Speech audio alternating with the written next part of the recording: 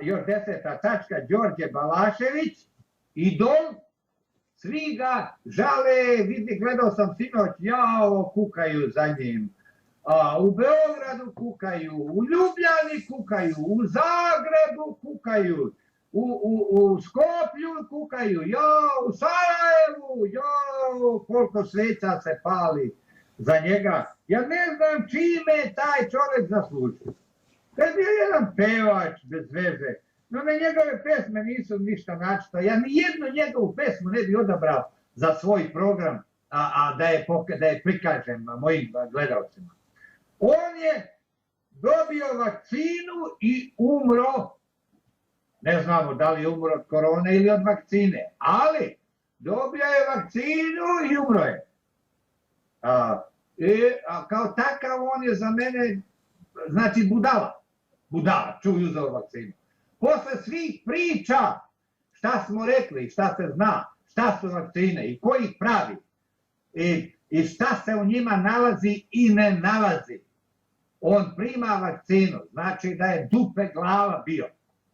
Ja ne znam čemu i čime je on zaslužio da tolika žalost bude za nje. A za svakim čovjekom treba žaliti, našto njegova familija bliza. Ali ovo prelazi u idolatriju. To ne treba da se radi. Neka ga žale ljudi koji su ga poznavali jer ga vole iz lične ljubavi. Ako ga vole, ne, tu nema ništa loše. Ali to je postao idol čovjek. Hrvati za njim plaču, žale ga, pale mu sveće. Alo, to više nije normalno, to više nije prirodno.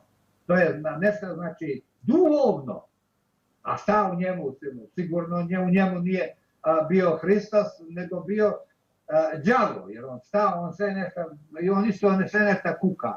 Sve njegove neke pesme su, sve neke balade, neka žaljenja, nešto. Nije bilo kako treba. Znači, nije od Boga.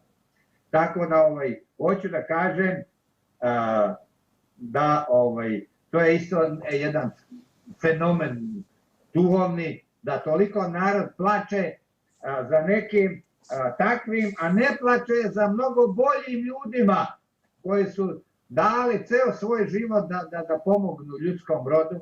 Ne plačete za njima, a plačete za praktično barabama, pevačima. Šta su oni? Oni nikakvu naročitu žrtvu ne čine ni za koga. Oni jednostavno pevaju to, imaju taj neki talenat za pevanje i pa to svako može. Tu nikakva žrtva se ne traži.